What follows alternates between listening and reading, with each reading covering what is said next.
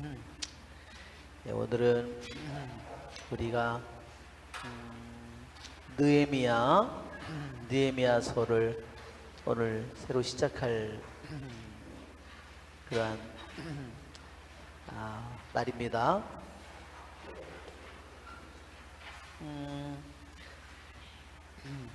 느헤미야, 항상 새로운 책을 하려면 인문 같은 게 있어야 되겠죠? 왜냐하면 느헤미야 전체를 소개하는 그러한 인문 과정이 먼저 있어서 새로운 책을 시작하게 되면 제가 좀 산고를 겪는 것 같아요. 왜냐하면 이러한 인문을 우리가 공부해야 되기 때문에 먼저 우리가 이 느헤미야서는요, 구약 성경에서 원래 에즈라와 느헤미야가 한 권이었어요. 히브리 성경에는요 한 권이었습니다. 우리 한글 파일을 한번, 역대기의 신학이라는 말이 있는데, 역대기의 신학,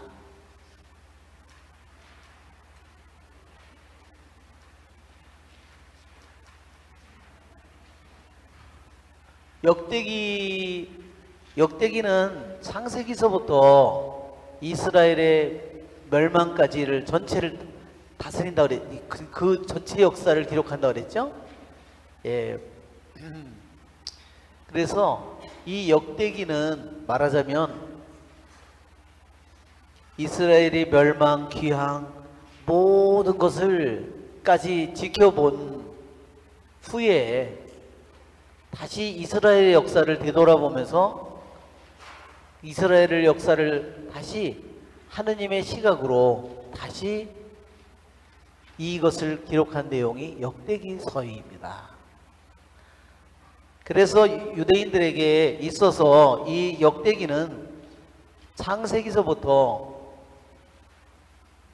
이스라엘의 멸망, 귀향,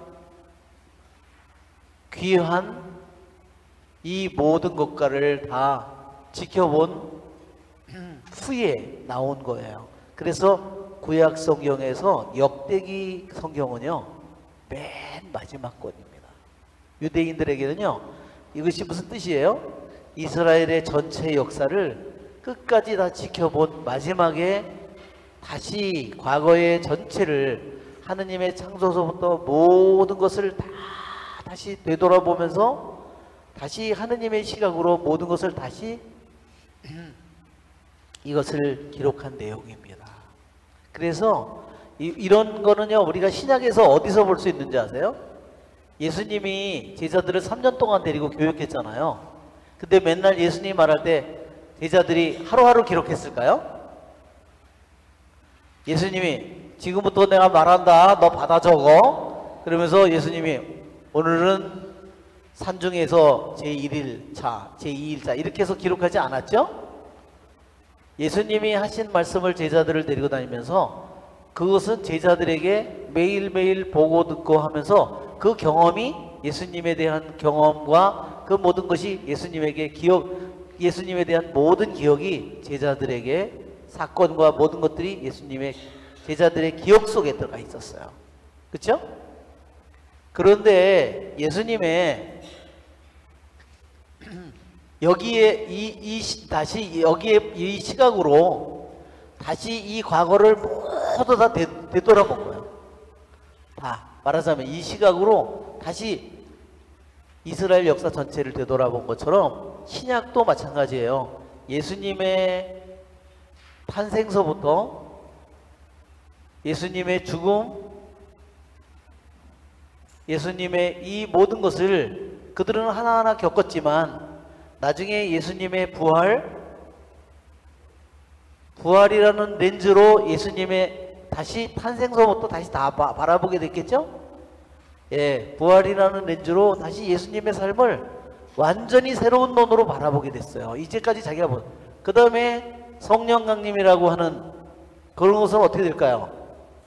이것을 통해서 또 새로운 시각으로 모든 것을 바라보게 된 겁니다. 이렇게 이것이 그러면 가짜 역사냐? 가짜 역사예요? 아니에요. 그 말하자면 이것이 여기에서는 이렇게 멸망하고 기양하고, 이때는 이런 시각밖에 가질 수가 없었다는 겁니다. 이때는 인간이기 때문에. 그러나 멸망하고 말하자면 그들이 다윗 솔로몬에 흥했을 때는 그때의 시각으로 그걸 바라봤죠. 세상의 눈으로. 그러나 멸망하고 귀환하고 70년의 유배를 가고 다시 귀환하면서 그들은 새로운 눈으로, 하나님의 눈으로 모든 것을 다시 되돌아보게 된 거예요. 그래요? 가짜예요? 아니죠. 그들에게 눈이 열려서 새로운 눈으로 바라보게 된 겁니다. 이 시각으로 말하자면 다시 하느님이 얼마나 깊이 그들을 사랑했는지를 하나하나 다 예수님의 부활을 통해서, 아, 그분이 그래서 그 말씀을 하셨구나, 그분이 나를 허물어라, 그쵸? 이렇게 이 말씀으로 당신의 예수님에 대한 모든 기억을 다시 새로운 눈으로, 즉 그들이 바라보게 되는 겁니다. 자, 역대기기는 말하자면 이 역대기 신학 속에서 말하자면 이 역대기 신학에 소속되어 있는 책이 뭐냐? 에즈라, 느헤미야, 그 다음에 말하자면 유대 성경, 히브리 성경에서 맨 끝에가 역대기다. 통칭 그래서 이거를 역대기계 신학이라고 불러요. 이렇게 부르는 책이 또 비슷한 책이 있는데, 하나는 뭐냐면 이것과 또 다른 게 뭐냐면 신명기계 신명기계 신학이에요.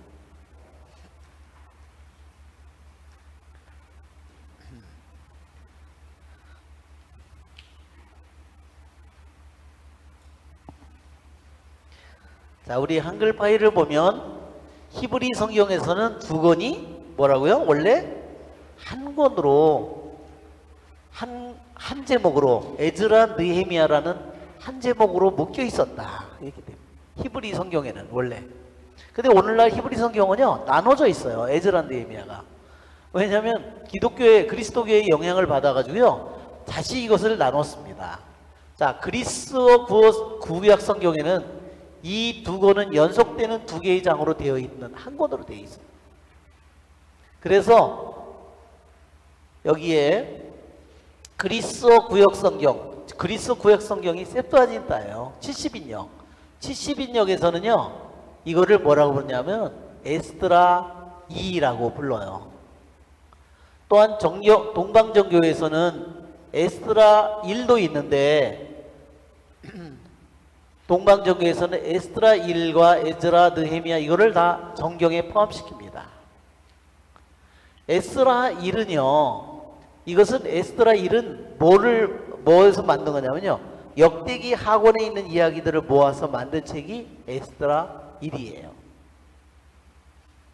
그러니까 이 역대기 에즈라 느헤미야는 그 문체나 스타일이 역대기와 에즈라 느헤미야는 역대기와 너무너무나 유사해요. 그래서 이거를 역대기계 신학, 역대기계 성경이라고 이렇게 부릅니다. 물론 에즈라 느헤미야 역대기에 구체적으로 차이점을 밝힌다면요 차이점은 또한 굉장히 많아요.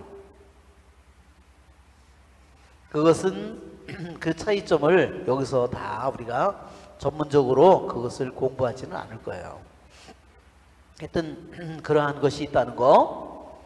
그 다음에 이 에즈라 느헤미야를 또한 느헤미야는 에즈라의 에즈라 다음에 나오는데, 우리 우리 도표를 보면 에즈라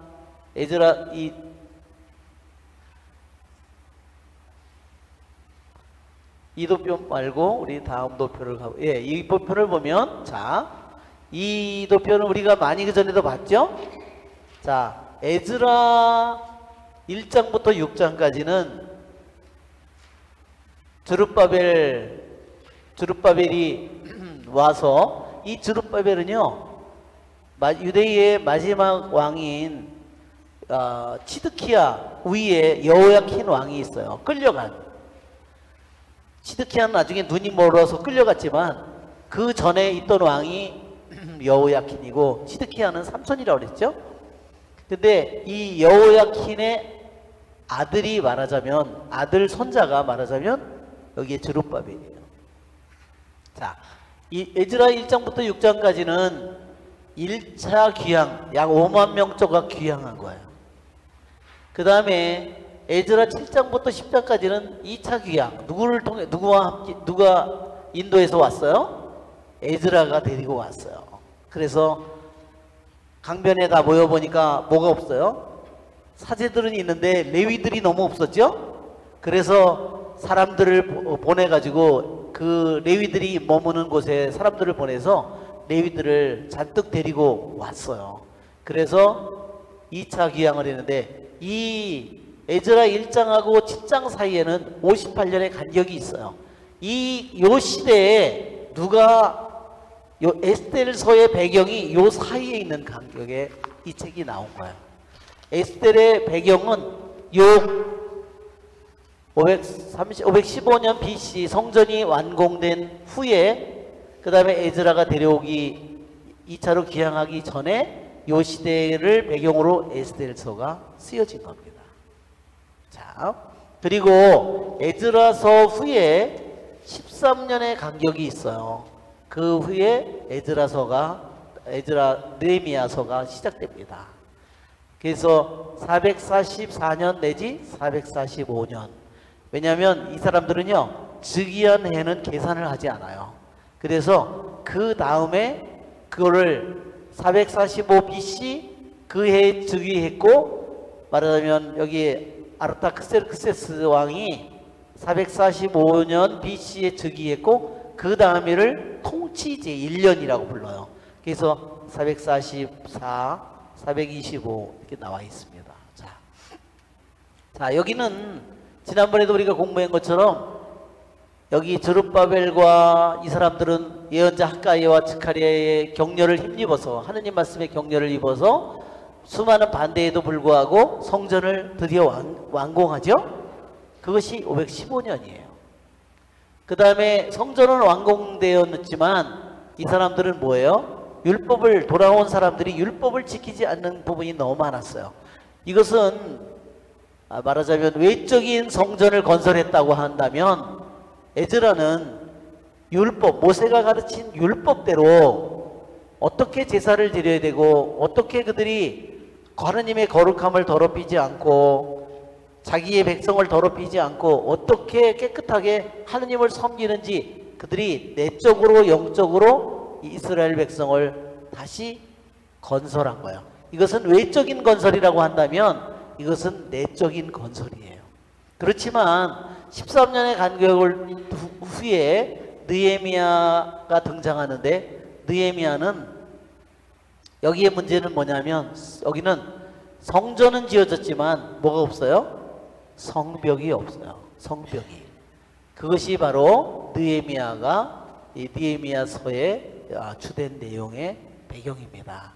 자, 그래서 여기 보면 이때 에즈라 시대에는요 예언자가 학가이와 스가랴의 예언자의 활동이 있었고요. 느헤미야 시대에는 말라키 예언자의 활동이 있었어요. 이제 말라키 예언자의 활동이 BC 400년경에 말라키 예언자 활동이 있고 3차 기환이 있는데 말라키 예언자가 예언을 받고 나서는요 400년 동안 약 400년 동안 예언이 없었다는 겁니다. 정말 그런 걸 보면 그러고 나서 세례자 요한이 400년 만에 새로운 예언자가 등장하면서 예수님이 오시는 겁니다. 자, 이것이 바로 우리들이 대충 우리가 에즈라와 느헤미야와 에스텔 상관관계를 여기 왜 에즈라, 느헤미야, 에스텔 이러한 시대적인 상관관계를 이렇게 본 거고, 아까처럼 에즈라, 느헤미야 다음에 히브리 성경에는 마지막에 무슨 성경이 온다 그랬어요? 역대기 성경이 마지막에 배치된다고 그랬습니다. 히브리 성경에는.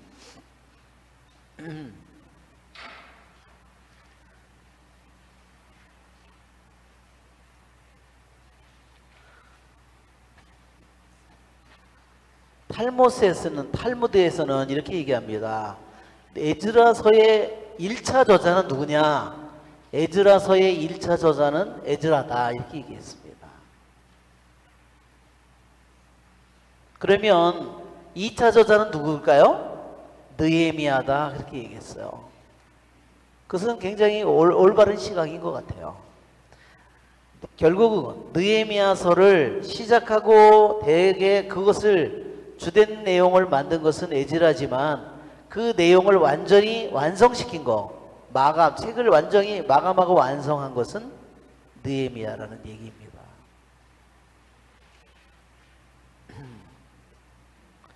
에즈라 느헤미야서의 가장 중요한 내용은 무엇일까?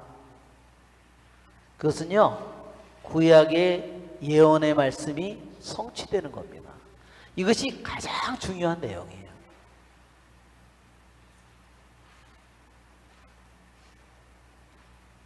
어떤 내용이, 어떤 예언의 말씀이 성취되는 것을 얘기할까?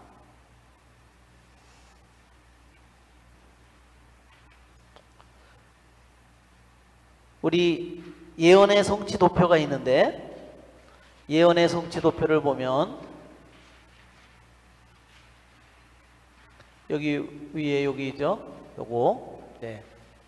자, 먼저 이 예언의 성취, 에즈라서와 느헤미야서는 분명히 역사서이기도 하지만, 이것은 역사서이지만 예측의 중요한 내용이 또한 역사적인 사실에 근거하고 있지만, 이 책 내용 속에서 어떻게 예레미야나 에제키엘이냐 이사야나 다니엘이나 이 예언이 어떻게 성취되는가를 우리들이 이것을 잘 지켜보는 겁니다. 그것이 우리들이 이 에즈라 느헤미야서의 가장 중요한 내용이에요. 자, 먼저 이사야서 44장을 한번 펴보세요. 이사야 44장.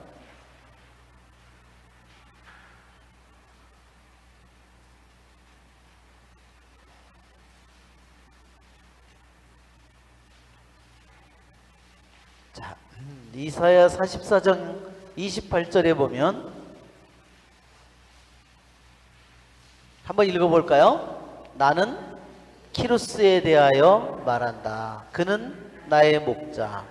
그가 나의 뜻을 모두 성취시키며 예루살렘을 두고 그것은 재건되고 성전은 그 기초가 세워지리라 하고 말하리라. 자, 키루스는 메도 페르시아, 메디아 페르시아의 첫 번째 왕이죠. 그런데 이사야서는 이 도표를 보면 여기 나와 있는 것처럼 예레미야 예언자는 적어도 이 예언이 언제 예언이 이 말씀이 이루어졌냐면 688년 BC에 이루어졌다는 거예요. 그런데 이 예언은 언제 실현됐어요? 정말로 놀랍게도 그 강력한 바빌론 제국이 539년에 자기의 속국이던, 말하자면 한 지방의 속국이던 페르시아에 의해서 멸망했다는 겁니다. 메디아 페르시아 제국에 멸망했다는 거예요. 그러니까 바빌론은 거대한 제국인데 메도 페르시아는 조그마한 거기에 속국인데, 속국의 왕이 자기의 전체를 다스리는 바빌론 제국의 왕을 무찌르고 말하자면 대왕이 된 겁니다. 왜 그렇게 될 수 있었죠? 자, 여기에 보면요, 여기에 이름이 이사야 44장에 이름이 고레스라고 그랬죠? 그리고 고레스라는 말은요, 이름의 뜻이요, 목자라는 뜻이에요. 참 희한하죠? 하느님께서 여기에 688년 BC에 말씀하셨는데 539년에 이루어졌잖아요. 적어도 150년 전에 하느님께서 이사야 예언자를 통해서 한 고레스라는 목자를 세우리니 그 사람이 바로 이스라엘의 목자가 되어서 어때요? 귀양간 이스라엘 백성을 목자처럼 이스라엘의 백성, 귀양간 양들을 다시 돌려보내는 역할을 하게 된다는 겁니다. 너무 소름 끼치잖아요. 그죠? 이때 메도 페르시아 고레스 왕이 있을 때 누가 그 궁궐에서 가장 유명한 그 말하자면 자문관, 7 자문관이 누구였을까? 그 중에 한 명이요, 다니엘입니다. 그 왕이, 바빌론의 마지막 왕이 어떻게 죽었죠? 예루살렘 성전에서 가져온 술잔으로 말하자면 거기서 술을 따라서 먹으면서 뭐를 찬미했어요? 나무로 만드신, 돌로 만드신을 찬미했어요. 그러는 순간에 벽에 손가락이 글자를 쓰면서 문에 이렇게 나왔죠? 날수를 세어보니까 날수가 다 됐고 무게를 못 자라보니 모자랐다. 그러면서 바빌론 왕이 그날 밤에 살해당하고 그래서 바빌론 제국이 무너지는 겁니다.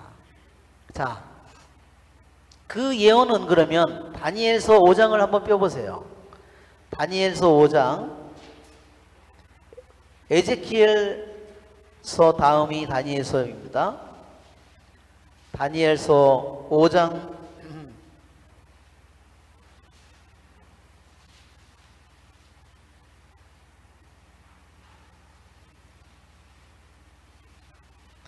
5장 17절, 벨사차를 임금이 1000명에 이르는 큰 잔치를 벌였다 그랬죠? 예.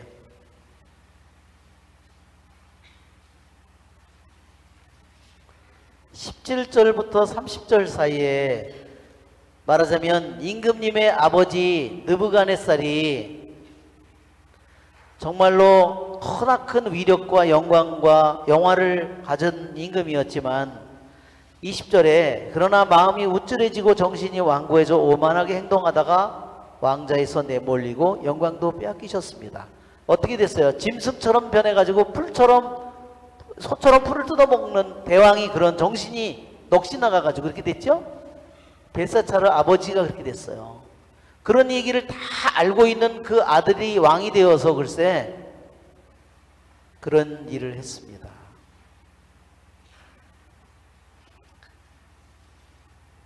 우리가 30절에 바로 그날 밤에 칼데아 임금 벨사차르가 살해되었다.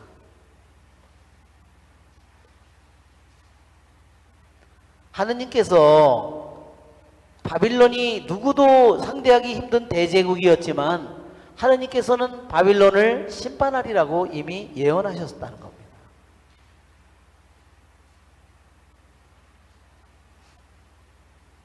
그것이 어디 나와 있냐면 예레미야 25장에 나와 있어요. 예레미야 25장.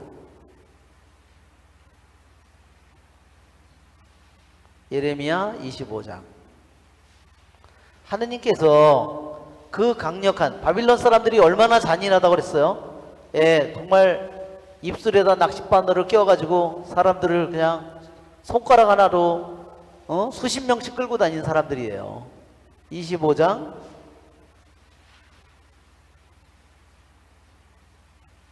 가장 잔인한 방법으로 사람들을 살해하고 처형하고 한 사람들이 바빌론 사람인데 그 무시무시한 바빌론을 하느님께서 심판하시리라고 그랬어요.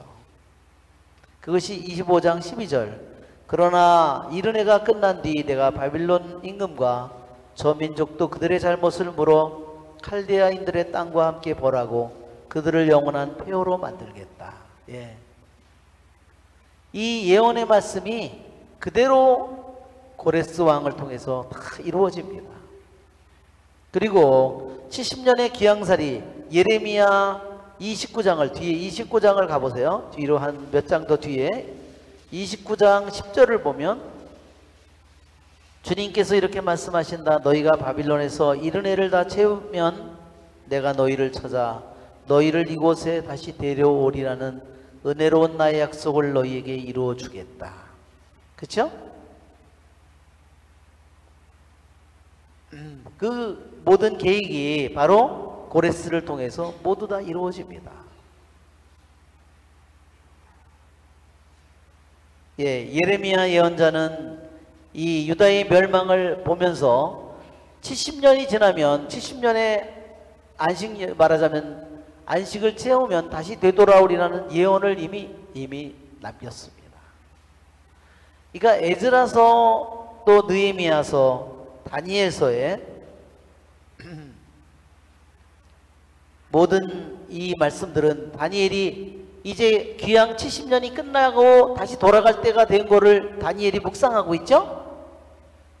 그것이 다니엘서 9장에 나오는 이야기입니다. 다니엘의 회개의 기도. 이렇게 이 느헤미야나 에스라서의 가장 중요한 핵심적인 내용은 뭐냐면 예언자들이 예레미야, 에제키엘, 다니엘, 이사야 한 예언의 말씀이 너무나 모든 것이 하나같이 다 들어맞아 가지고 고레스 임금을 통해서 바빌론에서 해방되고 다시 70년의 적에서 되돌아오고 다시 하느님께서 그 강대한 바빌론을 처벌하고 이 모든 일이 너무나 기가 막히게 다 이루어지는 겁니다. 이것이 바로 에스라서와 느헤미야서의 역사 속에 들어있는 역사 속에 그 모든 하느님의 말씀이 너무나 명확하게 이루어짐을 실현되는 것을 보여주는 것이 에스라와 느헤미야서의 가장 중요한 내용입니다. 그러니까 여러분이 그걸 읽을 때 에스라나 느헤미야서를 읽을 때 그 부분을 여러분이 항상 초점을 맞춰서 그것을 여러분이 읽으면 여러분이 에스라와 느헤미야를 통해서 너무나 많은 또한 은총을 받을 것입니다. 그러니까 하느님의 말씀대로 모두 이루어진다는 겁니다. 그렇죠, 여러분? 네. 우리들이 믿는 믿음이 바로 그거죠. 그래서 성경에는요, 약 예언이요 3,000가지가 있대요. 예언이 3,000가지가 있는데 거기에 3,000가지 예언은요 누구에게 주어진 걸까요? 사실은 우리들에게 주어진 겁니다. 그 예언을 말하자면 수표가 있는데 그걸 안 찾으면 돈이 안 되겠죠? 그냥 안 찾고 그냥 집에다가 그냥 뭐 성경에다 끼워놓고 한번 3,000개의 수표를 내가 가지고 있는, 하느님이 준 수표가 있는데 수표를 그냥 성경에다 끼워놓고 있는 거예요. 그 내 거라고 생각하지 않고 그냥 굉장히 너그러운 사람이죠. 그죠? 그러니까 말하자면 우리들이 하느님의 성경에 약속된 이 수많은 수표를 우리들이 그것을 믿고 우리들이 희망하고 그것을 갈망하고 그것을 내가 사랑하게 될 때 그것이 나의 것이 된다는 말입니다. 아멘? 네. 그래서 성경은 수많은 하느님의, 그렇다고 하느님의 능력이 뭐 누구 몇 사람 줘서 뭐 자의 기름이 앵꼬되듯이 떨어질까요? 네, 하느님의 능력은 그렇지가 않습니다. 하느님의 능력은 끝이 없습니다. 그래서 하느님께서 우리 성경을 통해서 약속한 이 모든 약속이 여러분의 것이 되기를 빕니다. 네. 자, 그래서 우리가 이 에스라와 느헤미야서에는 한번 우리가 다윗이나 솔로몬 시대에 이스라엘의 백성이 얼마나 많았을까요? 정말 탈출할 때 장정만도 60만 명이었다면 다시 여기 들어와서 약속의 땅에 들어와서 다윗 솔로몬 시대에는 뭐 장정만도 수백만 명이었겠죠. 수백만 명도 넘었겠죠. 그러나 돌아온 자들을 보세요. 에스라와 느헤미야서에는요 돌아온 남은 자들에 대한 이야기가 많습니다. 가장 중요한 얘기, 돌아온 자들, 그것을 바로 남은 자들이라고 표현합니다. 남은 자.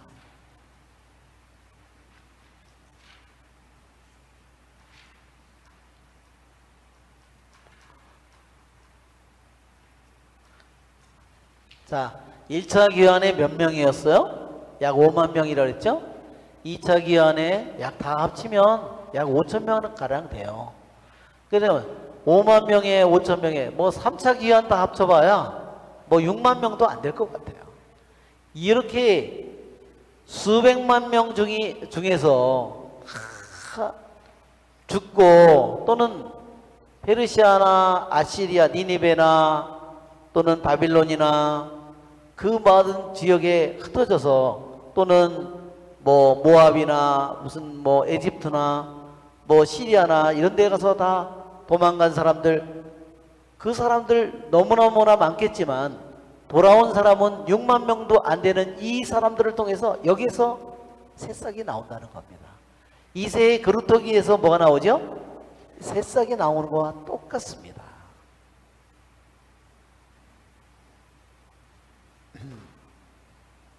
그것이 하느님께서 하시는 일이에요. 그것은 바로 여기 나오는 것처럼 이 세상이 너무나 썩어서 악하게 되었을 때 하느님께서 모두 멸망시키지만 노아와 그의 가족만을 8명만을 남기죠? 그런 것과 같습니다. 또한 소돔과 고모라가 멸망할 때 롯과 그의 딸들을 남기고 또 아합과 이세벨의 수많은 그 시돈 지방에 수많은 우상들을 바알들을 데리고 와서 우상을 섬길 때 이스라엘의 바알에게 무릎 꿇지 않은 몇 명을 남겨놨다 그랬어요? 7천 명을 남겨놨다 그랬어요. 그게 남은 자입니다.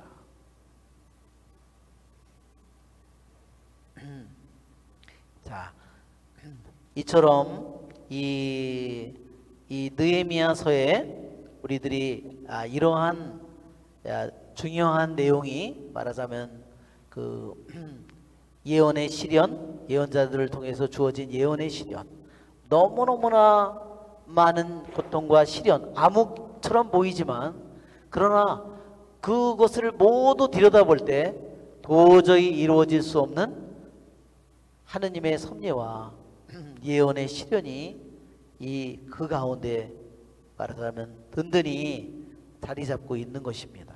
자, 우리가 느헤미야 1장을 한번 우리가 읽어볼까요?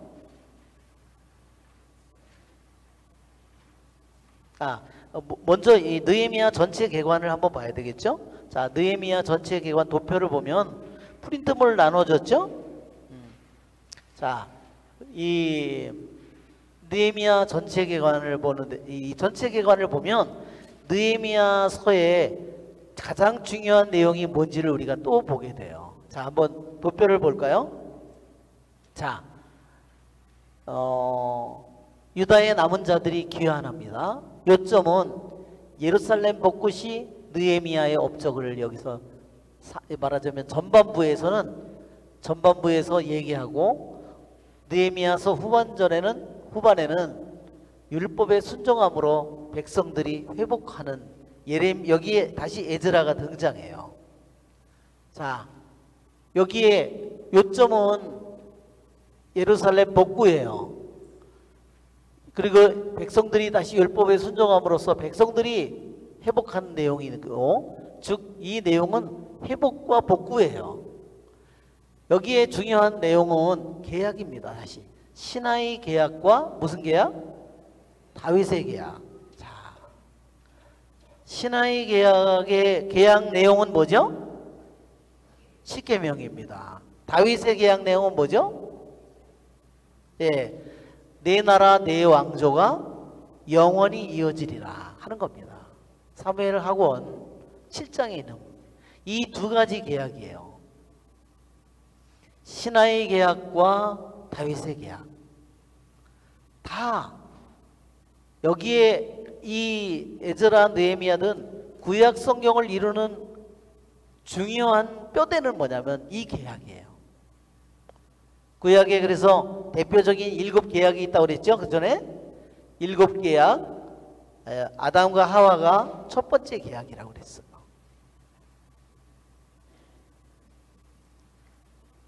자, 그 계약 중에서 시나이 계약을 통해서 이스라엘 백성은 여기서 이스라엘 백성으로 탄생했다고 그랬어요. 바로 이스라엘 백성은 시나이 계약을 통해서 시나이 계약의 계약으로서 그들에게 뭐가 되냐면 하느님 백성으로 탄생하는 겁니다.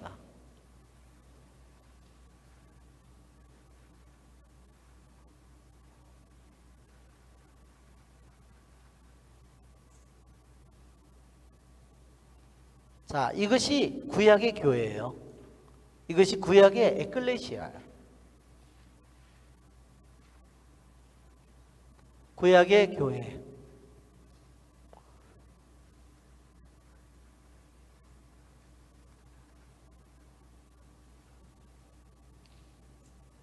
우리 신약의 교회는 언제 탄생하죠?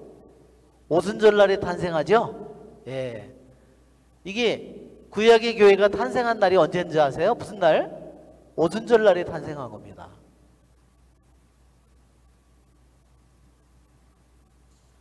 구약의 교회가 탄생한 날이 오순절날이에요. 즉 이집트를 탈출했어요. 니산달 14일 그때 그 사람들이 탈출을 해서 셋째 달 초하룻날 도착을 해요. 그것이 바로 그래서 도착을 해서 다시 3일 동안을 기다려서 그들이 뭐를 해요? 몸을 정결하게 하고 몸을 준비한 다음에 그들이 계약을 맺습니다. 그래서 이것이 뭐냐면요, 총 그게 50일이에요. 의심이 많은 사람은 가서 집에 가서 죽어라고 계산해 보세요. 달력을 X표를 해가면서 한번 해보세요. 유대인들이 계산한 거니까 유대인들이 틀림없이 계산했을 거예요. 예, 니산달 어때요? 니산달이 뭐죠? 니산달 이게 첫째 달이죠? 첫째 달 14일 출발해서 셋째 달 초하룻날 도착했어요. 그래가지고 3일을 기다려서 그들이 계약을 맺었어요. 그래 이것이 바로 50일째 되는 날이에요. 그래서 이것이 유대인들이 오순절을 중요하게 여기는 겁니다. 물론 오순절이 그들이 말하자면 밀을 수확하는 시기이기 때문에 그들이 간절히 기다리고 기뻐하는 아주 행복한 시기이기도 하지만 그들에게 중요한 것은 노예의 백성이 파라오의 노예였던 그들이 50일 후에는 뭐가 됐어요? 하느님의 자유로운 백성이 됐다는 겁니다. 자, 우리 시나이 계약을 통해서 계약의 조문은 십계명이라고 그랬습니다. 그 다음에 다윗의 계약, 이 두 가지 계약의 차이점은 뭐냐면요, 자, 여기 밑에 있지만 하느님께서 이스라엘 백성과 시나이 계약을 맺어서 하느님의 백성으로 탄생했어요. 하느님의 백성이 된 거예요. 너는 내 백성, 나는 너의 하느님, 이렇게 된 거예요. 서로 너 하는 관계가 된 거야. 말하자면 그분이 아니라 당신이 된 거야. 서로 여보가 된 거야. 서로 무슨 한마디로 얘기하자면 여보가 된 거야. 말하자면 결혼해서 여보하듯이 하느님과 이스라엘 백성이 그런 관계가 되었다. 나는 너의 하느님, 너는 내 백성. 그죠? 그것이 하느님과 이스라엘 백성의 시나이 계약에 맺어진 결과예요.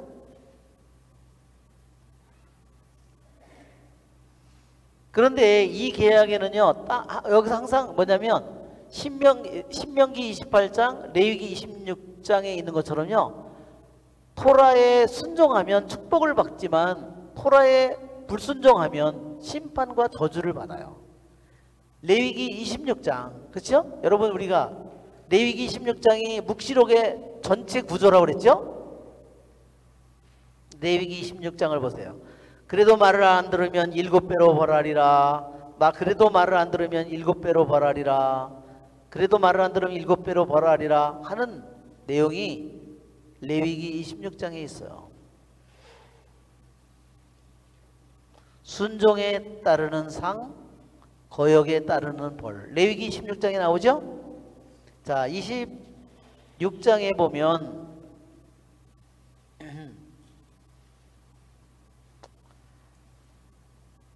18절을 보세요. 이렇게까지 하여도 너희가 내 말을 듣지 않는다면 나는 계속해서 너희 죄를 7배로 벌하겠다. 그렇죠? 21절에도 너희가 나에게 맞으며 내 말을 듣지 않으려 한다면 나는 계속해서 너희 죄에 대한 재앙을 7배로 내리겠다. 24절에도 다시 너희에게 맞설 수 없다. 나 역시 너희 죄를 7배로 하여 너희를 치겠다. 그 다음에 28절에도 다시 그런 얘기. 자, 여기 레위기 16장에 있는 것처럼 순종을 할 때는 축복을 받고 불순종할 때는 거기에 따른 벌을 받습니다. 이 내용이 바로 똑같이 신명기 28장에도 나옵니다. 자, 시나이 계약은 뭐냐면요, 조건적인 계약이에요. 시나이 계약은 그들이 하나님의 토라에 10계명에 순종할 때는 축복을 받지만 그 10계명의 토라에 불순종하게 될 때 그들은 벌을 받는, 이것이 계약을 깨트리게 되면 그들이 벌을 받는 겁니다. 즉 시나이 계약은 무슨 계약이라고요? 조건부 계약이에요. 조건부 계약. 그런데 다윗과 맺은 계약은 뭐예요?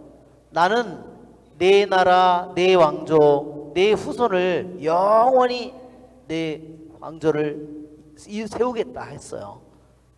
이것은 뭐냐면 영원한 계약이에요. 이거는 조건적인 계약이 아니에요.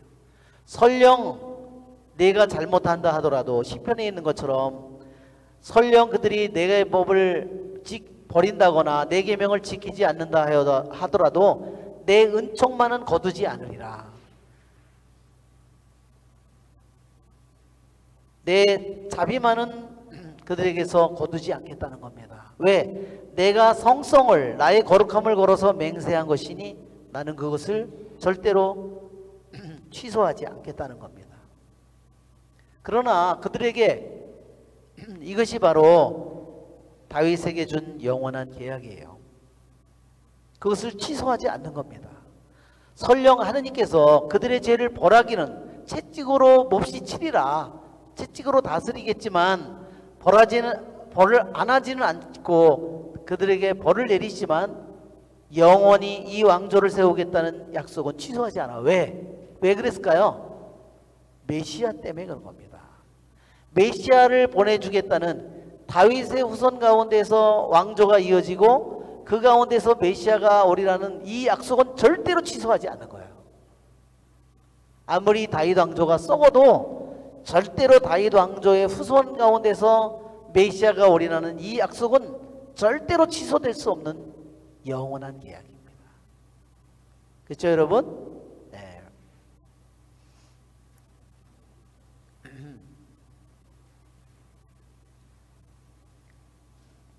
자, 우리가 이제 이 느헤미야서의 전체적인 우리가 개관을 우리가 이제 살펴봤어요. 그래요? 자, 우리가 여기 보면 또 그 다음에 도표에서 보면 성벽 쌓기를 준비하고 성벽을 쌓고 성벽을 만들고, 그 다음에 전반전까지는 외적인 성벽을 다 만들었지만 후반부에 가서는 다시 에즈라가 등장하고 계약을 갱신합니다. 자, 이게 뭐예요? 계약이 깨졌었다는 것을 뜻하는 겁니다. 다시 그리고 계약에 순종하는 삶을 사는 겁니다. 여기는 정치적인 쇄신, 그 다음에 말하자면 그들이 자기네들이 성벽이 없으니까 이것은 뭐 삶이 엉망이에요. 요세푸스의 기록에 의하면요, 낮이면 이방인들이 낮에는 와서 성벽이 없으니까 아무데나 갑자기 쳐들어와 가지고 그냥 그 예루살렘을 완전히 숲밭으로 만들어 놓는 거예요. 그리고 약탈을 하고, 그리고 밤에는 어떻게 해요? 사람들을 습격을 해서 밤중에 사람들을 포로로 잡아가거나 죽이거나, 그래서 아침이 되면은 시체들이 또 길거리에 수도 없이 발견되고, 이런 일들이 끊임없이 벌어졌다는 겁니다. 이것이 느헤미야서의 1장의 배경입니다. 자, 시대는 그래서 458년에 에즈라가 귀환을 한 후에 약 12년 내지 13년 후에 느헤미야 1장이 시작됩니다. 자, 느헤미야 우리 1장을 우리가 한번 읽어볼까요?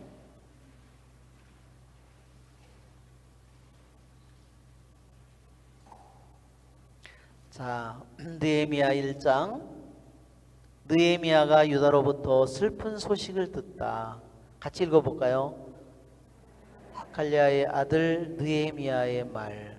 제20년 키슬레우 달, 내가 수사 왕성에 있을 때 내 형제 가운데 하나인 하나니가 몇 사람과 함께 유다에서 왔다. 나는 포로살이를 모면하려고 살아남은 유다인들과 예루살렘에 대하여 물어보았다. 그러자 그들이 나에게 대답하였다. 포로살이를 모면하고 그 지방의 남은 이들은 큰 불행과 수치 속에 살고 있습니다. 예루살렘 성벽은 무너지고 성문들은 불에 탔습니다. 네, 나는 4절, 나는 이 말을 듣고 주저앉아 울며 여러 날을 슬퍼하였다. 그리고 단식하면서 하느님 앞에서 기도하며 이렇게 아뢰었다. 예, 느헤미야 1장은 아주 짧아요. 11절밖에 되지 않습니다. 자, 여기에 20년은 누구의 20년이냐면요, 2장 1절을 보면, 2장 1절을 보세요. 아르타 크세르크세스 임금 제20년 니산달, 내가 술 시중 담당이었을 때 나는 술을 가져다 임금께 올렸다. 그렇죠? 그러니까 이게 20년이 누구의 20년이냐면 아르타 크세르크세스 임금 제20년이에요. 그리고 키슬레우 달이라고 하는 것은요, 유대인 달력을 보면 이 달이요, 유대인에게 11월 내지, 우리 오늘날에는요 이게 11월 내지 12월이에요. 그리고 그 장소는 수사 왕성입니다. 우리 이제 그림 도표를 보면, 그림들을 보면, 자, 그림 여기 보면 예루살렘 불타는, 자, 예루살렘이 멸망하기 전의 모습이에요. 이 사람들이 이거를 몇 년에 걸쳐서 토성을 쌓은 거예요. 예루살렘을 정복하기 위해서 이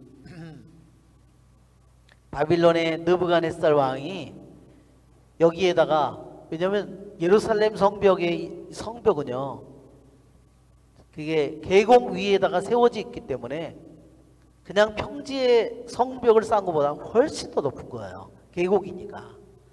그러니까 난공불락이었는데 거기에다가 토성을, 흙을 이 정도 쌓려면 몇 년 동안을 흙을 쌓은 거예요. 흙을 쌓아서 그냥 고속도로 올라가듯이 저 성벽으로 올라가도록 만들었잖아요. 자, 이게 말하자면 이게 니네베죠? 이게 아시리아 제국입니다. 이게 아시리아 제국. 그 다음에 유대인들이, 그 다음에 바빌론 제국이 나오죠. 그 다음에 아시리아 제국을 한 다음에 바빌론 제국, 이게 바빌론 제국은 여기까지, 에집트까지 바빌론이 통치를 했어요. 그 다음에는 이제 여기 이란서부터 더 큰 제국이 페르시아 제국입니다. 예, 여기에 바빌론 제국이라고 한다면 이게 바빌론 제국이죠. 여기 약간 회색으로 된, 아니 여기 초록, 이게 무슨 색인가? 국방색 같은 카키색이죠. 이것이 바빌론 제국이라고 하면 페르시아 제국은 어마어마하게 큰 거예요. 거기에 비하면 어마어마하게 커요. 자, 수사왕성, 여기에 니네베는 어디 있냐면요, 니네베는 여기 있는 거예요. 니네베는 아시리아 제국의 니네베. 여기는 바빌론은 여기 있어요. 여기는 티그리스강, 유프라데스강에 말하자면 상류 쪽에 있고, 아시리아 제국의 수도는, 바빌론 제국의 수도는 여기 있었어요. 하류 쪽에 가까이 있었고, 페르시아 제국의 수도는요, 수사성, 엑바타나성, 그 다음에 바빌론, 그 다음에 페르세폴리스, 이것이 여러 개의 수도를 가지고 있었어요. 수도가 하도 이 페르시아가 크니까 여러 개의 성을 가지고 있었습니다. 이 에스텔서도, 에스텔 왕비의 이야기 나올 때도 거기에 모르드카이가 수사성에서 있어요. 배경이, 에스텔에서 배경이요, 수사성입니다. 거기가 말하자면 왕궁, 중요한 왕궁 중에 하나였습니다.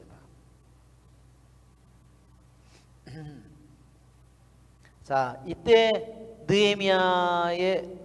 느헤미야는 뭐예요? 술 시종 담당관이고요, 헌작 시종이라고 그랬어요. 헌작 시종, 우리 여기 1장 11절에 그때 11절 맨 끝에 그때 나는 임금의 헌작 시종이었다. 예. 우리 헌작 시종이 시나이 계약이고요, 만남의 장막이고, 이게 시나이 계약, 백성이 저기 다 모여 있죠. 이것이 구약의 교회라고 하는 겁니다. 자, 이것이 지금 느헤미야서의 또 다른, 다 성벽은 다 무너지고 불타고, 그래서 적들이 아무 때고 그냥 막 수도 없이 담을 이렇게 그 뚫린 대로 넘어 들어오는 겁니다. 그 이야기를 지금 동포들이 와서 느헤미야에게 얘기를 해주고 있는 장면이에요. 성벽을 이제 나중에 느헤미야가 성벽을 52일 만에 성벽을 쌓습니다. 느헤미야가 이 얘기를 듣고 성문은 불타고 성벽은 무너졌고 백성은 수치 속에 살아간다는 얘기를 듣고 울고 있습니다. 2장이 될 때까지요, 그가요 몇 달 동안을 그랬냐면 4개월 동안을 그가 기도하면서 울고 있는 거예요. 자, 느헤미야의 기도하는 모습이에요. 느헤미야가 앉아서 울고 있는, 나중에 그 성을 둘러보는 모습입니다. 무너진 느헤미야가 헌작 시종이었다. 예, 이 헌작 시종은요, 특히 페르시아는요 왕을 독살한 일이 많아요. 왕을 그냥 가까운 그 왕궁에 있는 사람들이 왕을 쉽게 독살한 겁니다. 칼로 찔러 죽이거나 이런 일이 흔했습니다. 우리가 히즈키야 왕 때 보면 랍사케가 나오죠? 그 랍사케라는 말이 뭐냐면요, 헌작시종이라는 뜻이에요. 컵베어러라고 합니다. 그 랍사케라는 히즈키야 왕 때 와서 항복해라, 너 뭐를 믿고 네가 어느 나라 신도 자기 나라를 우리 대왕으로부터 지키지 못했다, 너도. 그래가지고 랍사케가 얘기하는데, 이 랍사케라는 말이 컵베어러예요. 잔을 들고 날라다 주는 사람이라는 말입니다. 헌작시종이라는 말이에요. 헌작시종은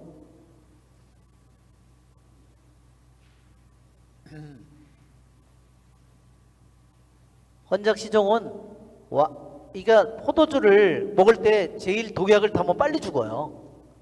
왜 그런지 아세요?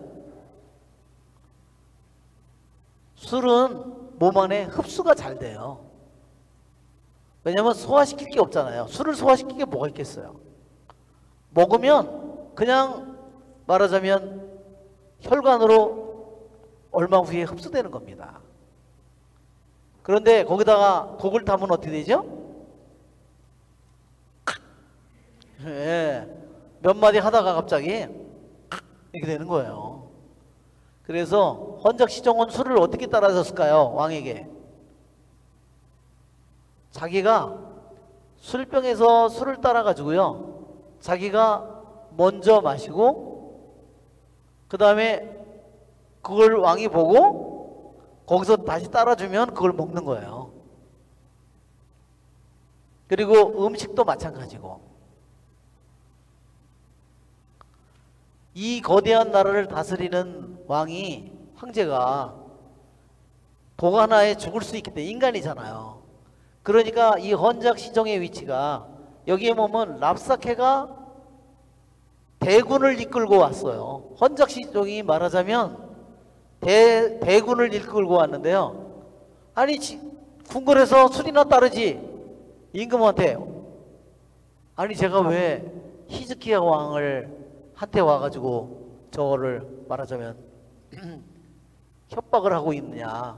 그게요, 그 당시 페르시아 내에서는요, 헌작시종의 위치가 총사령관보다 더 높았다는 겁니다. 왜 그렇죠? 총사령관은요, 황제를 볼 기회가 별로 없어요. 대개 전쟁터에 가서 있거나 몇 달에 한 번 보거나, 헌작시종은 하루에도 수도 없이 봐야 돼요. 그리고 왕이 스트레스를 받으면 누구한테 얘기할까요? 예? 헌작시종한테 얘기하겠어요. 예. 아, 이런 거지 같은 놈들이 어딨냐, 이런 얘기를 누구한테 할까요? 헌작시종한테 다 하죠. 저놈을 믿을 만한 놈인가 아닌가, 저거 총사령관 저놈이 이상한 놈인가 아닌가, 그리고 다 누구한테 얘기할까요? 헌작시종한테 얘기하죠. 술을 먹고 음식을 먹고 자기 마음속에 있는 것을 다 털어놓고 얘기하는 겁니다. 그렇기 때문에 헌작시종이 페르시아에서 총사령관보다 더 막강한 영향력을 가졌다는 겁니다. 그러한 증거 중에 하나가 히즈키야 왕 때 랍사케가 병력을 이끌고 왔어요.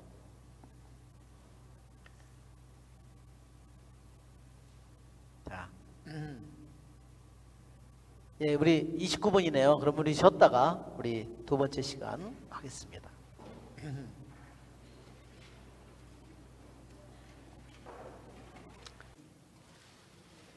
예, 진짜 오래됐어요. 그 베베 그 전에 그 같이 그 두고 뭐 사촌인가 그 여자가 갑자기 평생 혼자 살겠다고, 그리고 어른들 노인들 모시고 혼자 살겠다 그러더니 LA 가서 시집가는 바람에 그래가지고 베베가 혼자 해가지고 많이 방황을 했어요. 자, 느헤미야라는 말을, 이름이 의미하는 바가 뭐냐면요, 느헤미야,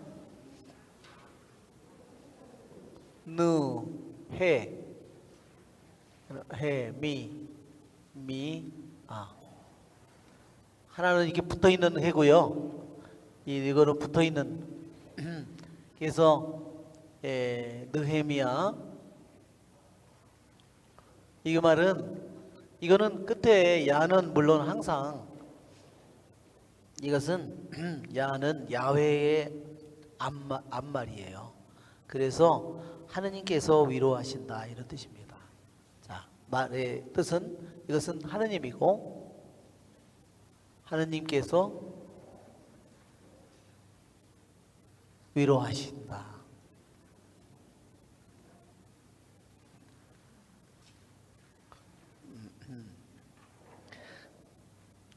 이사야서에도 위로하여라, 위로하여라, 위로하여라, 내 백성을 위로하여라, 그런 예언의 말씀이 있죠. 이것은 장차 말하자면 귀향을 간 이스라엘 백성에게 주시는 희망의, 격려의 예언 말씀이에요. 그래서 하느님께서는 정말 잘못했을 때는 채찍으로 치시지만, 또한 그곳에서 70년의 귀향살이를 하는 동안 하느님께서는 또한 그들을 다시 끊임없이 격려하고 위로하시고 희망을 주십니다. 느헤미야, 에즈라는 무슨 말이라 그랬죠? 에즈라의 말의 뜻은 도움이라 그랬죠? 에즈라, 에벤에젤 그랬죠? 에젤이라는 것은 도움이에요. 하느님께서 도우신다, 이런 뜻입니다. 그러니까 에즈라는 하느님께서 도우신다고, 여기 느헤미야는 하느님께서 위로하신다. 귀환간 또 이스라엘 백성에게, 귀환에서 돌아와서 큰 어려움 속에 있는 이들에게 정말 하느님께서 얼마나, 이 이름 하나가 이 느헤미야서 전체의 내용을 우리들에게 또한 얘기해 주는 그러한 뜻을 가지고 있습니다. 여기 보면 내 형제 가운데 하나인 하나니가, 하나니야, 하나니야는요, 하나니, 원래는 하나니라고 되어 있는데 하나니야가 들어가야 돼요. 원래 풀로 이름을 다 부르면 하나니야. 신약 성경에도 하나니야가 나오죠. 바오로가 눈이 멀었을 때 고든 길로 가면 거기에 하나니야라는 사람이 있을 거라고, 만날 거라고. 그래서 하나니야가 안수를 해주고 그러자 눈에 비늘이 떨어지면서 눈이 떨어지죠. 하나니야는 하느님께서 은혜로우시다 이런 뜻입니다.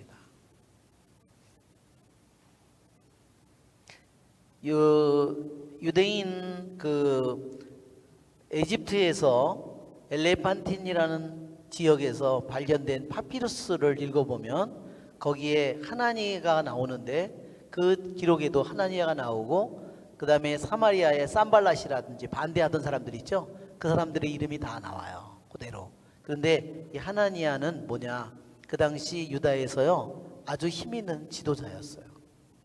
그러니까 여기에서 뭐라 그러냐면 이 하나니아하고 느헤미야하고 친척이라는 겁니다. 친형제라는 겁니다. 느헤미야는 궁궐에서 헌작시정으로 정말로 높은 자리에 있었고, 자기의 형제, 사촌 형제인지 어떤 형제인지는 모르지만 하나니아는 이스라엘 귀향 갔다가 다시 돌아가서 그 땅에서 지도자로 살고 있었어요. 그 사람들의 비참한 모습을 다 체험하고 겪고 있는 그런 사람이었습니다.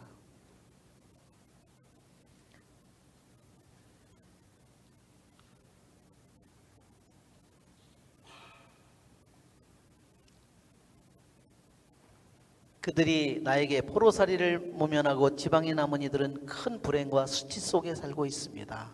가장 커다란 이유는 성벽은 무너지고 성문들은 불에 탔습니다. 자, 성전은 세워졌죠? 성전은 세워졌고 이미 58년이 지나서 에즈라가 귀환했고 다시 그로부터 13년이 지나서 느헤미야가 시작됐는데, 성전이 세워지고 했지만 그러나 한편으로는 성벽이 없기 때문에 그들은 너무너무나 끔찍한 고통 속에 살고 있었습니다. 말하자면 안정이라는 것은 전혀 없는 겁니다.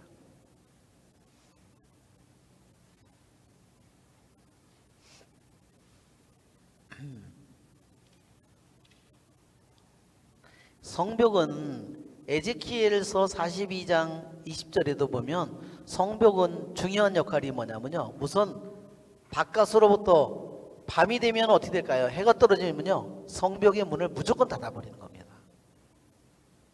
성벽의 문을 절대로 열 수가 없어요. 왜?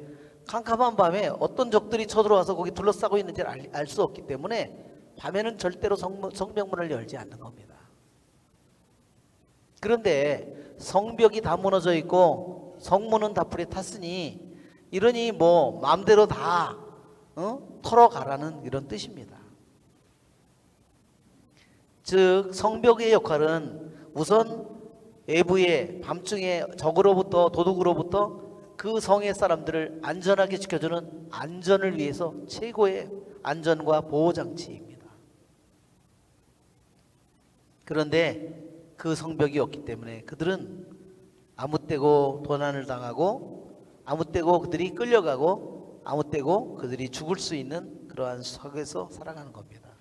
그래서 성벽이 없는 것은 최고로 수치스러운 상태고 불안정한 상태입니다. 그리고 아주 불명예스러운 거고요. 그 성은 모든 사람들에게 웃음거리, 아주 너무너무 하찮은 그러한 장소와 마찬가지입니다. 또한 성벽은요, 거룩한 곳과 거룩하지 않은 곳을 갈라놓는 그 역할을 하는 거예요. 에제키엘 42장에 나온 것이, 20절에 나온 것이 그겁니다. 성문들은 불에 탔고, 요한복음에도 그렇죠? 성문, 문으로 드나들지 않는 사람은 다 뭐라 그랬어요? 도둑이며 강도이다, 그렇게 얘기해요. 그 다음에 성문은 또 이 사람들에게요 너무너무 중요한 역할을 했어요. 성문은요 이 사람들에게 성문이 항상 무슨 역할을 했냐면 백성이 드나드는 장소잖아요. 입구잖아요. 그지도 동량을 어디서 해요? 성문에서 그 동량을 거기서 해요. 장사가 다 어디서 이루어졌냐면요 성문 앞 광장에서 항상 이루어진 겁니다. 그 다음에 아주 중요한 결정, 뭐 집을 사고 판다든지 땅을 사고 판다든지 뭐 어떤 거를 중요한 거래가 이루어진다든지 그것은 다 어디서 이루어졌냐면요 성문 앞에 광장에서 이루어졌습니다. 그 다음에 율법에 따라서 어떤 결을 판결 내릴 일이 있으면 다 어디서 이루어졌냐? 성문 앞 광장에서 모든 것이 이루어졌습니다. 그러니까 성문 앞이라고 하는 것은 그 당시에 경제의 중심지고 사법부의 중심지예요. 재판이 거기서 판결이 다 이루어지니까. 상업 거래도 거기서 이루어지고 거래를 버리트라고 그러죠. 계약을 끊어버리는 거. 계약이 결정되는 모든 일이 바로 성문 앞에서 이루어졌습니다.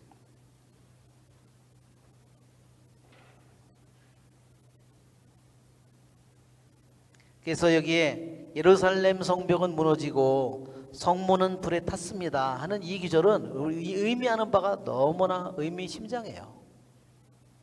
내 인생에도 나의 삶에도 성벽이 무너지고 나의 삶 속에도 성문이 불에 탈 수 있어요. 그렇죠? 내가 말하자면 어떤 사람이 그냥 맨날 말하자면 알코올 중독이다, 게임 중독이다, 섹스 중독이다, 도박 중독이다. 그러면 그게 뭐죠? 성벽은 다 무너진 거죠 이미. 그렇죠? 성문은 어떻게 됐어요? 다 불에 탄 거죠. 아무 때나 말하자면 그 자기의 자신이라고 하는 인생의 성을 지킬 수가 없는 겁니다. 외부의 적으로부터 자신을 지킬 수 없는 거죠. 그렇죠? 예, 여러분 잠언 25장을 한번 보세요. 잠언 25장.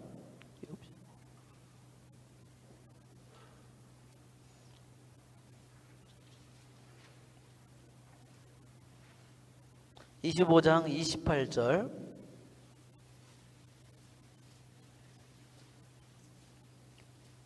자, 읽어볼까요? 정신에 자제력이 없는 사람은 파괴되어 성벽이 없는 성읍과 같다. 그렇죠?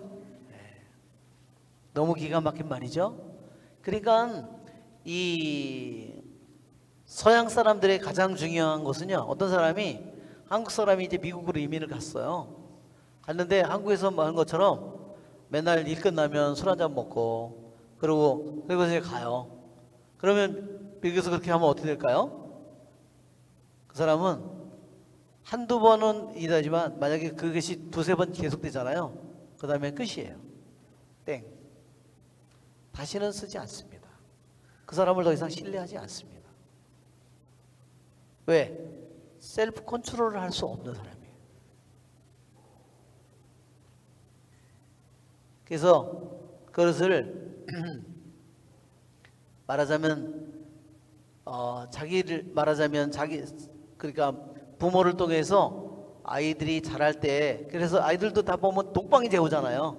셀프 컨트롤 하도록 그렇게 가르치는 겁니다. 그래서 말하자면 그것이 바로 그 사람들이 자녀를 기르는 하나의 방식이에요. 그러니까 자제력이 없이 성장한 사람은 어떻게 되죠? 마마보이가 되는 겁니다. 철저히 엄마에게 의지하고 모든 것을 다 그렇게 되죠? 그럼 뭐 나중에 되면 어떻게 돼요? 점점 어마어마하게 삶이 무거워지는 거죠. 그러면 조정을 하는 것이 됩니다. 그래서 이렇게 자제력이 없는 사람은 여기 보면 파괴되어 성벽이 없는 성읍과 같다고 그랬습니다. 예, 이건 정말 중대한 정말 의미를 가졌습니다.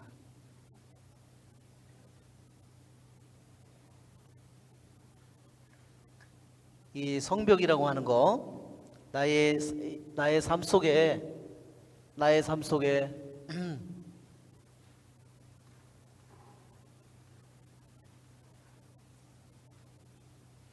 성벽 또는 울타리,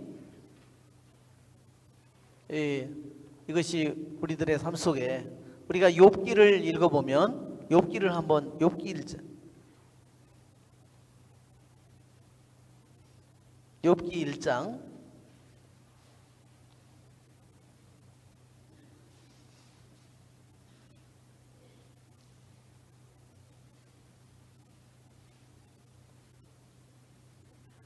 10절을 보면 사탄이 9절 사탄이 주님께 대답하였다. 욥이 까닭없이 하느님을 경외하겠습니까? 당신께서 몸소 그와 그의 집과 그의 모든 소유를 사방으로 울타리 쳐주지 않으셨습니까? 예, 여기에 보면 하느님께서 욥에게 울타리를 쳐줬기 때문에 그렇게 벽을 둘러쳐 담을 둘러쳐지고 울타리를 쳐줬기 때문에 욥이 하느님을 사랑하는 거지 그 울타리를 쳐버리면 하느님을 저주할 거라고 사탄이 고발하는 겁니다.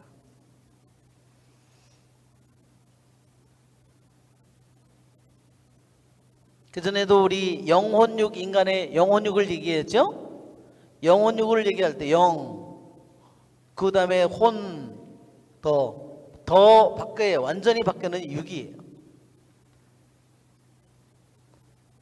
자, 이 우리들의 존재도요 수많은 성문으로 이루어져 있는 존재와 똑같습니다. 눈이라고 하는 성문, 그렇죠? 네, 눈이라고 하는 성, 귀라고 하는 문, 그렇죠? 네, 이 문이니까 이렇게 돼야 되는데 이 잘못된 문이 됐네.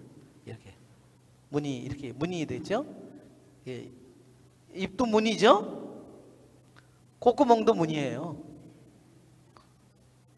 네, 콧구멍 2개니까 다 이게 우리들의 존재의 성문이에요.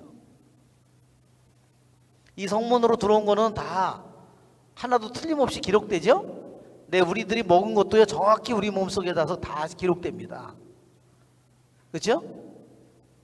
네, 우리들이 먹은 칼로리도 다 정확하게 기록되죠? 그러니 눈으로 본 건 기록 안 될까요? 네, 기록됩니다. 귀로 들은 거 다 기록됩니다. 그래서 인간은 이와 같이 성문이에요.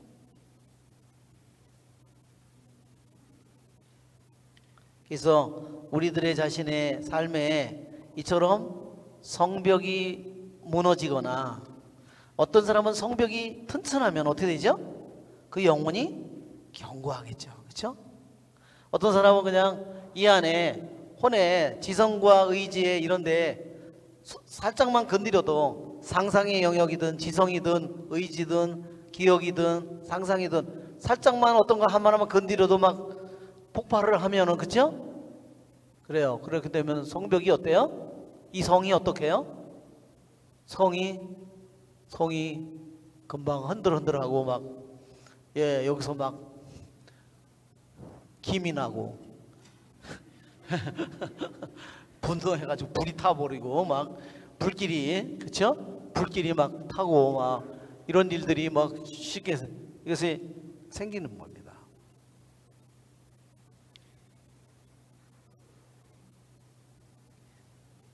이 무너진 성벽, 불에 탄 성문은 우리들에게 이 내 자신을 자신을 우리들의 제일 바깥 성벽, 그죠? 제일 바깥 성벽이죠. 그리고 안에 있는 성벽, 가장 안에 있는 성벽, 이 셋 중에 어느 하나도요 중요하지 않은 성벽이 없어요.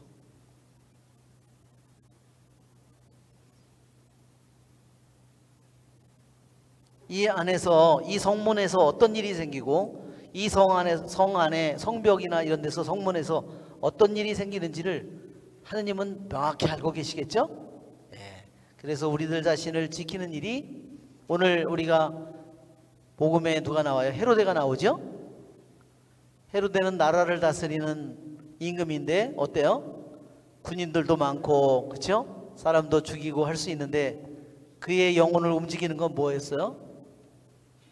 예, 자기 조카딸 한 10대밖에 안 된 조카딸을 보고 눈이 뒤집혀가지고 나라의 반이라도 주겠다고 그런 소리를 했죠? 왜 그랬을까요?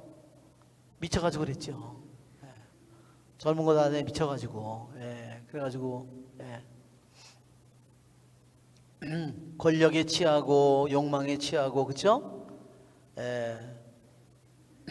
그 다음에 뭐에 취했을까요? 또 자신에게 취했어요. 헤로데의 모습은 정말로 비참한, 다 모든 것이 무너진, 나라를 다스리는 임금이지만 내적으로 보면 어때요? 완전히 성벽이 무너져 있고 성문은 다 불타버린 정말로 비참한 영혼이에요. 헤로데의 영혼이. 자, 우리 아가서 4장에 보면, 아가서 4장에 보세요. 아주 정말로 아름다운 성경 구절이 있는데,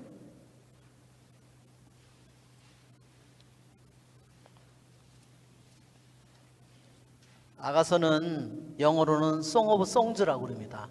노래 중에 노래라고 그러는 거예요. 즉 가장 아름다운 노래라는 뜻입니다. 4장 12절. 자, 우리가 읽어볼까요? 그대는 다친 정원, 나의 누이, 나의 신부여. 그대는 다친 정원, 봉해진 운물. 예, 이렇게 기절이 있습니다. 예.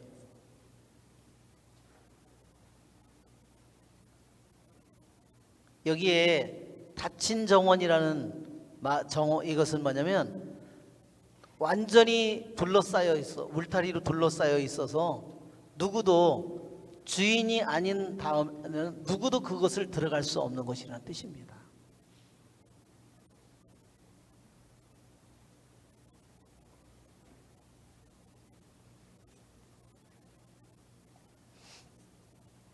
이처럼 잘 성벽과 성문을 지킨 영혼의 모습은 이와 같은 거예요. 그는 바로 주님의 신부가 될 수 있는 그러한 자격을 갖춘 사람입니다. 그래서 우리 여기에 잘 제가 우리 그림을 찾아보니까 이게 헌작시종이 포도주를 올리는 그런 모습이죠. 이게 그림이 여기 보면 나오는데, 여기에 페르시아 왕이 있고 뒤에 여기도 보면 헌작시종이 뒤에 술잔을 들고 있어요. 근데 잘 여기 나타나질 않네요. 이게 페르시아 왕의 모습이에요. 자, 한탄하는 에즈라의 모습이었고, 귀양 가는 사람, 귀양 가서 나라가 멸망해서 넋이 나간 사람들이죠. 이것은 다니엘의 기도의 모습입니다. 다니엘이 사자들 속에서 기도하는, 다니엘이 예루살렘을 향해서 기도하는 모습이고, 이것은 솔로몬이 계약의 궤 앞에서 춤을 추는 다윗의 계약을 보여주기 위해서, 다윗 계약을 보여주기 위해서 그림을 찾았어요. 다윗의 계약. 이건 이스라엘 달력이고 솔로몬이 기도하는 모습입니다. 자, 솔로몬이 기도할 때 하늘에서 불이 내려와서 태우지요. 솔로몬의 기도의 모습, 솔로몬의 기도하는 모습입니다. 솔로몬 왕이 기도하는 이것은 봉해진 운물. 이것은 벨사살 왕이 술을 먹다가 나무로 만든 신, 돌로 만든 신을 찬미할 때 벽에 손이 나타나서 글을 쓰는 겁니다. 예, 이것이 보면 나무가 있고 성모님이 아기 예수님을 이렇게 안고 계시죠? 이것이 닫힌 정원, 그러니까 봉인된 정원이에요. 담으로 둘러쳐진 정원. 누구도 주인이 아니면 들어갈 수 없는 정원을 그림으로 표현한 겁니다. 여기도 보면 나무가 있고 그 위에 성모님이 있습니다. 이 화원에는 수도 없이 많은 꽃이 피어 있는 거예요. 그것은 뭐냐면 성모님은 모든 성덕의 꽃이 피어 있는 정원이라는 겁니다. 성모님 안에 어떤 독도 성모님 안에 말하자면 있지 않는 것이 없다는 겁니다. 모든 덕이 성모님의 정원에, 성모님이라는 정원에 있다는 거예요. 그래서 여기에 닫혀진 정원, 즉 봉인되고 담으로 둘러쳐져 있는 이 비밀의 정원을 성모님이라고 표현하는 겁니다. 자, 느헤미야의 기도. 자, 유다로부터 온 자기의 형제를 통해서, 지도자인 자기 형제를 통해서, 형제들을 통해서 포로살이를 하고 있는, 포로살이를 묘면하고 돌아간 사람들, 또 그 지역에 남아있는 사람들이 얼마나 커다란 불행과 수치 속에 살고 있는지 이야기를 듣고 그 다음에 느헤미야의 모습이 아주 우리들이 주목해 봐야 됩니다. 나는 이 말을 듣고 주저앉아 울며 여러 날을 슬퍼하였다. 그리고 단식하면서 하늘의 하느님 앞에서 기도하며 이렇게 아뢰었다. 예, 네가 현재 상황은 자기의 상황, 나라의 동포들의 상황은 어때요? 너무나 처참하죠? 느헤미야는 가장 아름다운 왕궁에서 가장 강력하고 가장 화려하고 가장 최고의 권력의 거기 중심에서 안정된 곳에 있는데, 그는 한편으로 놀라운 것이 예레미야가 여기 느헤미야가요 한 번도 이스라엘이나 여기를 가본 적이 없을 거라는 겁니다. 그렇죠? 지금처럼 교통이 발달해서 쉽게 왔다 갔다 하는 게 아니잖아요. 헌작 시정이 어떻게 해서 몇 달을 비울 수가 있겠어요? 그건 불가능한 일이죠. 한 번도 예루살렘에 가본 적이 없고 자기의 고국을 가본 적이 없는데, 느헤미야는 자기의 멀리 1000km 이상 떨어진, 말하자면 한 1500km는 정도 떨어졌겠죠. 거기에서 그가 한 번도 가보지 않은 자기의 나라와 자기의 조국과 예루살렘 성전과 이 모든 것을 그가 얼마나 사랑하는지, 그 자신의 백성을 사랑하는지를 보여줍니다. 그런데 그는 정말로 진정으로 사랑하기 때문에 주저앉아서 울며 여러 날을 슬퍼했는데, 사실은 2장까지요 그가 슬퍼한 날을 따지면요 몇 달 동안이에요. 4달 동안을 됩니다. 그런데 그는 슬퍼만 한 것이 아니라 그는 단식하면서 하늘의 하느님 앞에 기도했다는 겁니다. 이것이 느헤미야의 놀라운 점이에요. 우리들도 내가 여러 가지 슬픔을 겪는 일들이 있습니다. 어떤 때는 뭐 자녀 때문에, 어떤 때는 내 자식 때문에, 또는 뭐 남편이나 아내 때문에, 무슨 집안 때문에 내가 슬퍼하는 일들이 우리에게 너무나 많이 있어요. 근데 예레미야는 너무나 슬퍼하는, 문제는 너무너무나 크고, 그렇죠? 자기 혼자 이 문제를 해결할 수 없잖아요. 그렇죠? 자기 힘만으로는 이것을 해결할 수가 없어요. 적들은 너무나 많고. 그러나 그는 슬퍼만 한 것으로 끝나는 것이 아니라 그것을 가지고 단식하면서 하느님께 기도했다는 겁니다. 그리고 그는 기도만 한 것이 아니라 또한 죄를 고백했습니다.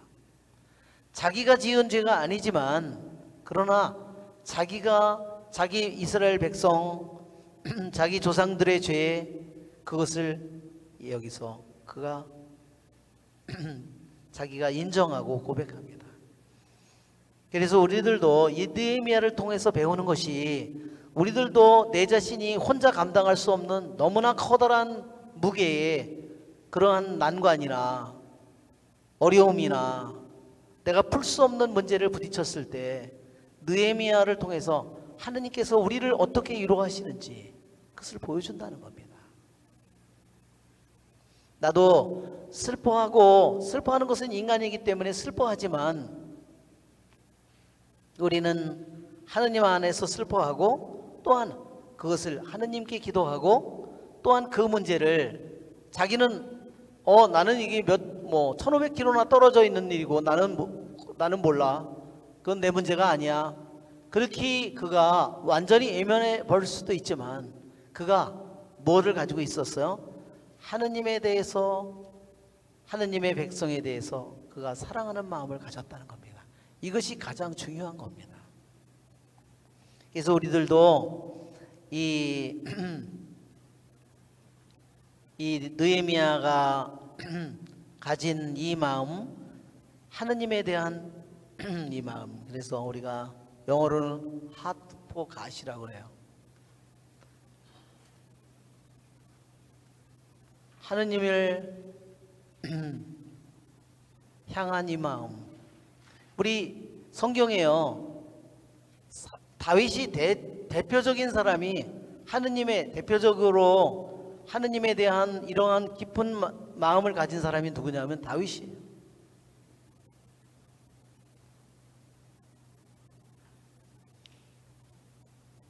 우리가 사도행전 13장을 한번 펴보세요. 사도행전 13장. 사도행전 13장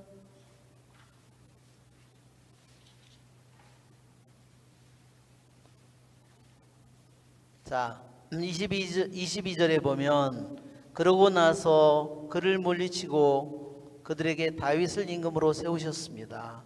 그에 대해서 내가 이사야의 아들 다윗을 찾아냈으니 그는 내 마음에 드는 사람, 내 마음에 드는 사람,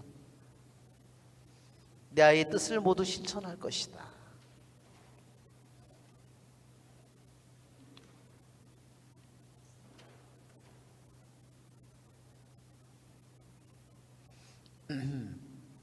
우리가 시편 132편을 한번 펴보세요. 시편 132편에 보면 다윗이 하느님에 대한 그러한 하느님에 대한 사랑하는 마음, 하느님에 대한 그러한 갈망, 하느님에 대한 사랑이 얼마나 다윗이 깊은 사람인가를 보여주는 시편이 있습니다. 여러분들도 잘 알 거예요. 한번 읽어볼까요? 주님, 다윗을 위하여 그의 모든 노고를 기억하소서. 그가 어떻게 주님께 맹세하고 야곱의 장사께 서원하였는지를 내 집 천막에도 들지 않으리라. 내 침상에 오르지 않으리라. 내 눈에 잠도 내 눈가에 졸음도 허락하지 않으리라. 내가 주님께 자리를 야곱의 장사께 거처를 찾아드릴 때까지. 보라, 우리는 에프라타에서 그것을 듣고 야알의 들에서 그것을 찾아냈네. 우리 그분 거처로 들어가 그분의 발판 앞에 엎드리세. 주님 일어나시어 당신의 안식처로 드소서. 당신께서 당신 권능의 교회와 함께 드소서. 이게 뭐냐면 다윗이 말하자면 실로 성소에 있던 계약의 궤가 그 사무엘서에 나오죠. 그게 거기에서 이제 전쟁을 하면서 계약의 궤를 뺏겼어요. 그렇죠? 그래서 그 몇십 년 동안 그 필스틴 지역에 계약의 궤가 머물다가 나중에 계약의 궤가 약속의 땅으로 돌아옵니다. 그 계약의 궤가 들판에 있는 그 모습을 보고 거기에서 다윗이 이와 같이 기도했다는 겁니다. 내 집안에도 들어가지 않으리라. 내 침상에도 오르지 않으리라. 나는 더 이상 내가 잠도 자지 않겠다. 내 눈에서, 내 눈두덩에서 단잠을 거두오리다. 언제까지? 주님이 권능의 궤인 그 성궤가 천막에 머무를 자리를 마련할 때까지 나는 잠을 자지 않겠다는 겁니다. 자기가 왕인데, 그렇죠? 그것이 바로 다윗이 가진 하느님을 사랑하는 마음을 보여주는 겁니다. 여기서도 보면 우리가 앞에서도 에즈라는 사제이면서 율법학자였죠? 서기였죠? 그런데요, 느헤미야는요, 차이점이 뭐냐면요, 느헤미야는 사제도 서기도 율법학자도 아니었어요. 그냥 느헤미야는 황제에게는 헌작시종이지만 따지면 그는 교회 안에서 뭐냐면요, 그는 평신도예요. 그렇지만 그는 너무너무나 하느님을 사랑하는 마음을 가진 겁니다. 다윗과 같이, 에즈라와 같이. 그는 너무나 자신의 혼자 힘으로는 죽어도 풀 수 없는 너무너무나 어마어마한 이스라엘 백성의 불행과 조국의 불행을, 성전의 불행을 보았고 너무 커다란 고통에 짓눌렸고 크나큰 그 무게에 그는 슬퍼했지만 그는 슬픔으로 끝나지 않았습니다. 그는 하느님께 기도했습니다. 그래서 모든 문제보다 더 크신 하느님, 모든 문제에게 또한 그 문제를 풀 수 있는 길을 가지신 주님께 기도하면서 그는 희망을 가져오고 희망을 찾았고, 그래서 그는 그 안에서, 하느님 안에서 모든 힘을 찾아낸 겁니다. 그것이 느헤미야가 왜 하느님께서 위로하신다 그런 이름을 가졌는지, 느헤미야는 정말로 크나큰 어려움과 무거운 난관 속에서 그는 희망을 가져오는 사람이에요. 위로를 가져오는 사람입니다.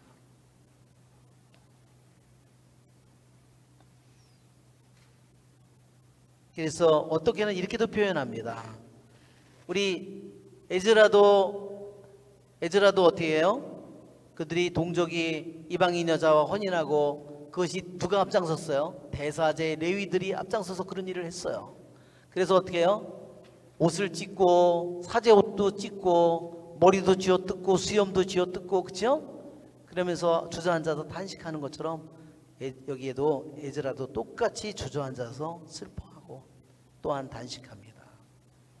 또 이 다니엘서 9장에도 보면요, 다니엘이 머리에 재를 뒤집어 쓰고 자루옷을 입고 그렇게 단식하고 기도하는 그 모습과 너무나 유사한 모습이에요. 자, 우리 느헤미야의 기도문을 우리가 더 자세히 보면, 주 하늘의 하느님, 위대하시고 경외로우신 하느님, 당신을 사랑하는 이들과 당신의 계명을 지키는 이들에게 계약을 지키시고 자애를 베푸시는 분. 이 기도를 보면 제일 먼저 느헤미야가요, 뭐를 불렀냐면 하느님의 이름을 부르는 겁니다.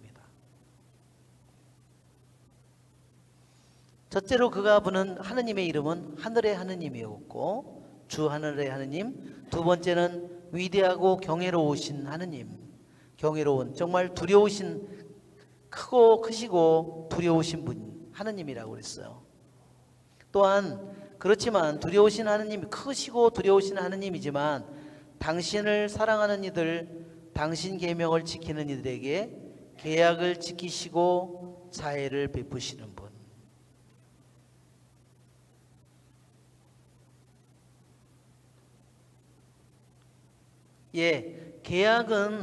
계약이라는 말은 우리들이 아까도 신하의 계약 또 다윗의 계약을 얘기했죠. 그 계약에서 항상 계약을 할 때 우리들이 명심해야 되는 단어는 뭐냐면,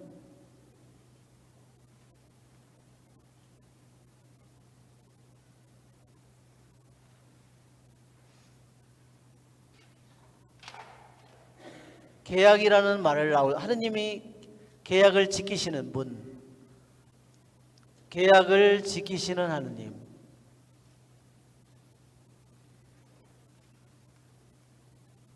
자, 이거를 우리는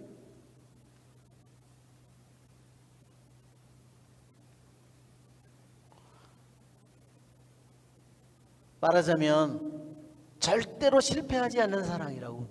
그것은 영원히 변함없는 사랑이라는 뜻입니다.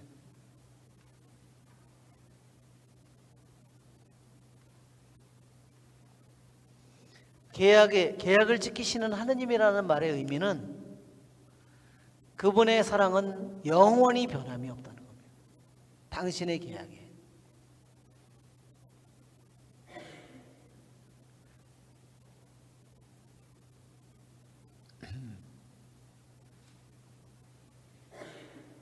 이것이 계약의 사랑이에요. 하느님과 이스라엘 백성과, 하느님과 우리와 맺은 이 하느님의 사랑은 영원한 사랑이라는 거예요. 변함없는 사랑, 영원히 흔들리지 않는 사랑. 그 무엇도 이것을 막을 수 있는 것은 없다는 겁니다. 거기에 그래서 계약이라는 말과 자애라는 말이 나오죠. 그 자애가 헤셋이에요. 헤셋. 우리가 헤셋 많이 나왔죠? 그 헤셋. 그 헤셋.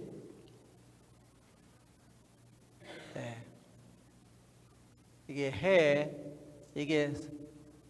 이게 셋, 헤셋, 이게 D, 헤셋. 자, 항상 계약이라는 말이 나오면 항상 자애라는 말이 나옵니다. 이 자애라는 말이 말하자면 절대로 실패하지 않는 사랑, 영원히 변치 않는 사랑, 영원히 변함없는 틀림없는 사랑, 그것을 의미하는 말입니다. 자, 우리 여기 보면 느헤미야가 하느님의 이름을 부르는데 위대한 하느님을 우리가 생각해 보면, 우리가 이사야도 하느님을 처음 만나는 순간에 뭐라 그러죠? 거룩하시다, 거룩하시다, 거룩하시다 그러죠? 얼마나 거룩할까요? 그것은 한이 없는 겁니다. 거룩하다는 말의 의미가 뭐라 그랬어요? 철학적으로, 신학적으로 거룩하다는 말은 의미가요, 절대 타자라고 그랬어요. 디아도니스라고 그랬어요. 거룩하다는 말의 의미는요, 디아도니스라고 하는 것은 뭐냐면 D1, 디아더 하는 것 마냥 디아도니스는 뭐냐면 절대 타자성이라는 거예요. 우리와 완전히 다르다는 겁니다.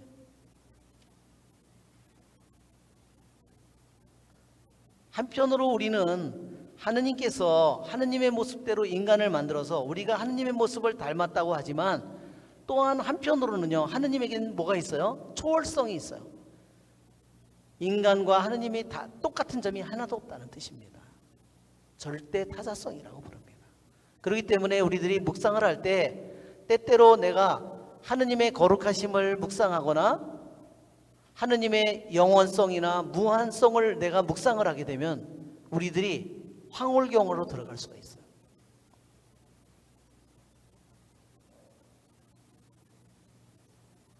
우리들이 묵상을 할 때 아주 한없이 내 영혼이 올라가는 거죠. 무한은 아무리 올라가도 끝이 있을까요? 영혼은 아무리 가도 끝이 있을까요? 없습니다. 우리 인간의 내 존재로는 불가능하죠. 우리는 시간과 공간의 제한 속에 살지만, 내가 하느님의 이름을 부를 때 하느님은 시간의 모든 것을 넘어서 영원 속에 있는 거죠. 그렇죠?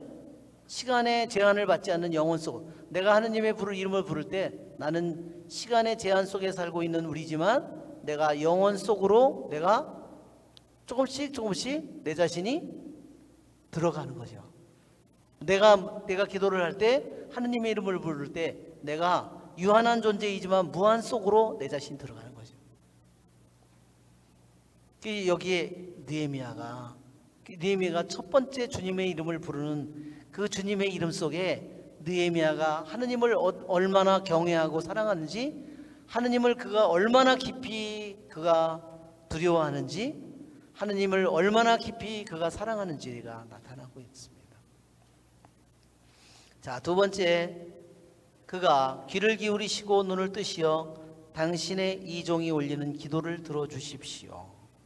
왜 그렇게 얘기했느냐? 하느님은 당신을 사랑하는 이에게 계약을 지키시는 분이기 때문에 내가 하는 기도를 분명히 기울여 그분을 들으실 거고, 내가 하는 모든 것을 그분이, 내가 단식하면서 주저앉아 울고 슬퍼하고 기도한 모든 일을 반드시 그분이 보실 거라는 겁니다. 이제 저는 밤낮으로 당신 종들인 이스라엘 자손들을 위하여 당신 앞에서 기도하고 당신 이스라엘 자손들의 죄, 곧 저희가 저지른 죄를 고백합니다. 예, 귀를 기울이시고 눈을 뜨셔서 이 종에게 올리는 기도를 들어달라는 거는요, 누구의 기도문에 이게 나오냐면요, 솔로몬이 성전을 지어서 봉헌하는 날, 봉헌식 날 솔로몬의 기도 속에 나오는 말이에요. 열왕기 상권 8장 29절부터 30절 또는 52절에 나오는 겁니다. 주님께서 귀를 기울이셔서 들어주시고 눈을 뜨시고 보아달라고 하는 겁니다.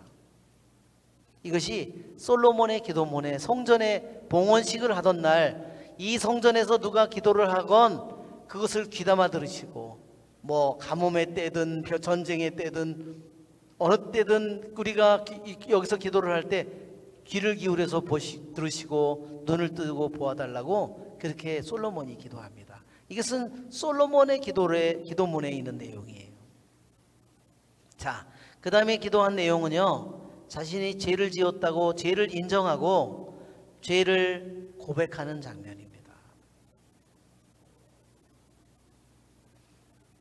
즉 여기에 보면 느헤미야는 자기 자신이 지은 죄는 아니지만 자기 자신이 지은 것처럼 이 죄를 고백합니다. 예수님도 그러죠. 당신이 지은 죄가 아니지만 당신이 모든 우리의 죄를 당신이 지은 것처럼 당신이 지고 가는 것처럼 느헤미야도 마찬가지입니다. 자기가 지은 것처럼 자기가 고백하고 자기 조상들이 지은 죄도 자기가 고백하고 또 이스라엘 백성이 지은 죄를 자기의 죄마냥 고백해요. 우리는 남들이 죄를 지으면 남들을 비난하고 남들에게 손가락질을 하고 남들을 이렇게 헐뜯고 우리는 그렇게 하기 쉽지만 느헤미야의 모습은 그것이 아니에요. 그래서 우리는 이러한 하느님의 사람들의 기도를 통해서 우리들이 본받아야 되는 겁니다. 내가 남의 잘못을 비난하고 판단하고 단죄함으로써 이 세상에 좋은 일을 이룰 수 있는 것은 하나도 없죠. 그래서 죄를 우리들이 인정하고 고백하지 않으면요, 죄를 인정하고 고백하지 않으면 새로운, 말하자면 새로운 시작이 이루어지지 않습니다. 어떤 사람이 알코올 중독이다, 뭐는 텔레비전 중독이다, 드라마 중독이다, 뭐 컴퓨터 중독이든 뭐 게임 중독이든, 그러면요 먼저 거기서 풀려나는 가장 첫 번째 단계는 뭔지 아십니까? 첫 번째는요, 자신이 나는 알코올 중독자입니다. 첫째로 남들 앞에서 자기가 그걸 얘기해야 돼요. 그러지 않는 한, 그것을 죄를 인정하고 그것을 고백하지 않는 한요, 그 사람은 절대로 거기서 빠져나오지 못해요. 첫 번째 치유 단계가 뭐냐면 나는 알코올 중독자입니다. 그것을 인정하고 고백하는 겁니다. 지난번에 우리 메주거리에서 우리 와가지고 할 때 제일 첫 번째 증언자가 나왔죠. 체나골로 공동체에 있는 그 청년이잖아요. 그렇죠? 그 청년이 뭐라 그랬어요? 무슨 중독이었어요? 알코올 중독에 했다가 10대 12살인가 뭐 될 때 이미 마약 중독에다가, 그렇죠? 그 다음에 길거리에서 홈레스죠? 그러고 살다가, 그렇죠? 그래서 자기는 그 문제를 치유하려고 중독자의 집에 수도 없이 드나들었던 거예요. 감옥도 갔지만 청소년이니까 그런 교화소 같은데 치료하는데 수도 없이 다녔잖아요. 자기는 뭐가 문제라고 그랬어요? 자기는 마약이 문제라고 생각했는데 문제가 뭐였다고 그랬어요? 예, 자기 자신에 대한 자존감이 너무 없었기 때문에 그랬어요. 그것은 어디서 생겼어요? 부모님이 교육을 할 때 넌 왜 이렇게 형은 공부 잘하고 네 동생도 공부 잘하는데 너는 왜 그렇게 공부를 못하냐, 그렇죠? 그래서 자기는 완전히 쓰레기 같은 인간이라고 자기를 생각했다는 겁니다. 그렇죠? 그러니까 우리들이 내 자신의 영혼의 현재의 문제를, 그래서 어둠 가운데서 나와라, 주님께서 그렇게 말씀하시잖아요. 어둠께서 내가 현재 가지고 있는 문제를 내가 인정하고 고백함으로써 우리들이 나에게 새로운 시작이 이루어지는 겁니다. 그것은 왜냐하면 이것을 통해서 하느님 앞에 자신의 비참함을 인정하고 하느님에게 자신이 어떠한 죄를 지었는지, 하느님에게 얼마나 깊은 모욕을, 고통을 드렸는지를 자기가 인정하고 고백함으로써 하느님의 용서가 시작되는 겁니다. 저희가 정녕 당신께 못되게 굴었습니다. 당신께서 당신의 종 모세에게 명령하신 계명과 규정과 법규를 지키지 않았습니다. 당신의 종 모세에게 선포하라고 명령하신 말씀을 기억해 주십시오. 그는 먼저 죄를 고백했고요. 그 다음에 죄를 인정하고 죄를 고백했고, 그 다음에 당신께서 하신 말씀을 기억해 달라고 그랬어요. 너희가 배신하면 나도 너희를 민족들 사이로 흩어버리겠다. 이건 레위기 26장에 있는 말씀이에요.